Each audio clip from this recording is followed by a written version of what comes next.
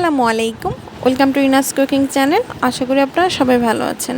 মাত্র 10 মিনিটে আলু পরোটা বানানোর রেসিপিটি আমি আজকে আপনাদের সাথে শেয়ার করতে যাচ্ছি। চলুন আর কথা না বাড়িয়ে মূল রান্নায় চলে যাই। এখানে আমি সিদ্ধ আলু নিয়েছি। আমি আলুগুলো ভালোভাবে সিদ্ধ করে নিয়েছি। এখন আলুগুলো আমি ভালোভাবে ম্যাশ করে নিয়েছি। আমি ম্যাশ করার জন্য এখানে নিয়েছি একটি কাঁচের গ্লাসটা দিয়ে আমি ভালোভাবে ম্যাশ করে নিচ্ছি। আপনারা চাইলে হাতেও ম্যাশ করতে পারেন, তবে এই ম্যাশটা আমি এমনভাবে করব যেন হালকা কিছুটা দানা দানা থাকে। আমার ম্যাশ করা হয়ে গেছে, দেখতে পাচ্ছেন আলুটা কেমনভাবে ম্যাশ করা হয়েছে। সামান্য একটু দানা দানার মতো আমি আলুটা ম্যাশ করে নিয়েছি। এখন আমি আলুটা ভর্তা করে নিচ্ছি। ভর্তা করার জন্য এখানে নিয়ে নিচ্ছি আমি শুকনো মরিচ। আমার এই শুকনো মরিচটা ঝাল অনেক, তাই আমি এখানে 2টো শুকনো মরিচ ব্যবহার করছি। দিয়ে দিচ্ছি স্বাদ মতো লবণ, আর দিয়ে দিচ্ছি 2টো কাঁচামরিচ কুচি। আপনারা ঝালটা এখানে কমিয়ে বাড়িয়ে নিতে পারেন আপনাদের ইচ্ছে মতো। এখন আমি শুকনো মরিচ এবং কাঁচামরিচ কুচিটাকে লবণ দিয়ে ভালোভাবে মেখে নিচ্ছি। আমি এখানে কোনো পেঁয়াজ ব্যবহার করছি না, আপনারা চাইলে পেঁয়াজটা ব্যবহার করতে পারেন। আমি পেঁয়াজ ছাড়াই ভালোভাবে মেখে নিচ্ছি আলুটা। আলুটা আমার ভর্তা করে হয়ে গেছে।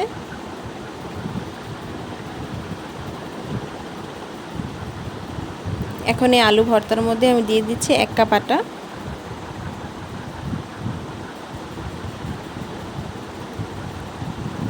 এই 1 কাপ আটা দিয়ে আমি আজকে আলু পরোটাটা তৈরি করব। এখন আটা এবং আলুর সাথে ভালোভাবে মিক্স করে নিচ্ছি।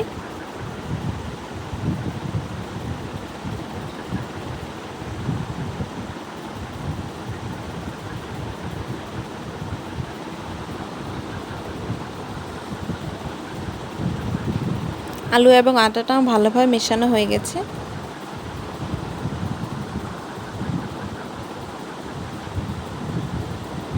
এখন আমি এর মধ্যে অল্প অল্প করে পানি দিয়ে পাতলা একটা ব্যাটার তৈরি করে নেব।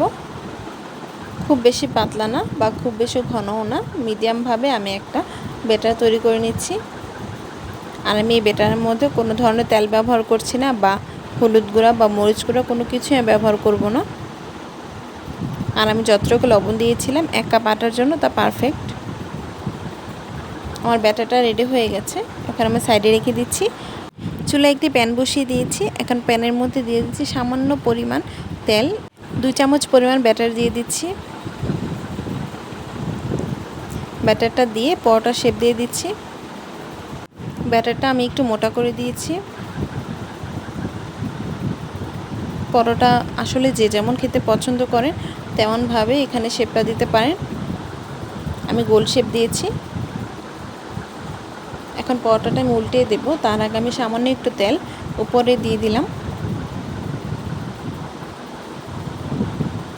এখন উল্টিয়ে দিচ্ছি। এখন পরোটাটা আমি ভালোভাবে উল্টে পাল্টে ভেজে নেব।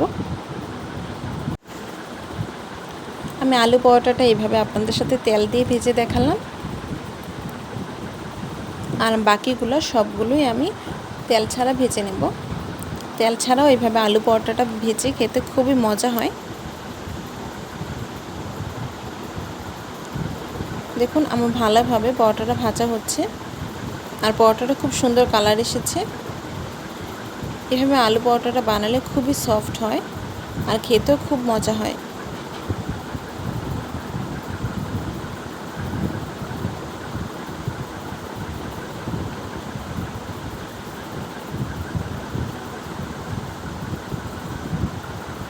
আমার পরোটাটা ভাজা হয়ে গেছে। এই পরোটাটা আমি তেল দিয়ে ভেজেছিলাম। এখন আমি তুলে নিচ্ছি। এখন তেল ছাড়া একটি পরোটা ভেজে আপনাদেরকে দেখাচ্ছি। আমি এখানে ঠিক 2 চামচ ব্যাটার নিয়ে আবারও দিয়ে দিলাম পরোটা শেপ করে।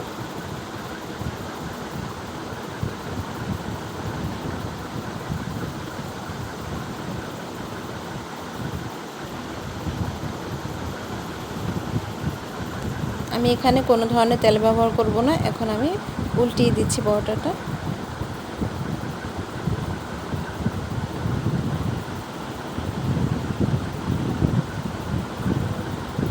এখন ভালোভাবে আমি ভেজে নিচ্ছি।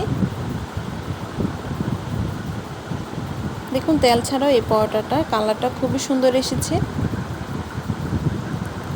আর তেল ছাড়া এইভাবে আলু পরোটা খেতেও খুবই মজার হয়।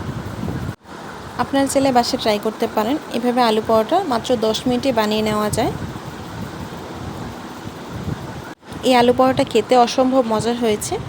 আমার রেসিপিটা যদি আপনাদের কাছে ভালো লাগে তাহলে একটি লাইক এবং সাবস্ক্রাইব দিয়ে পাশে থাকবেন। ধন্যবাদ।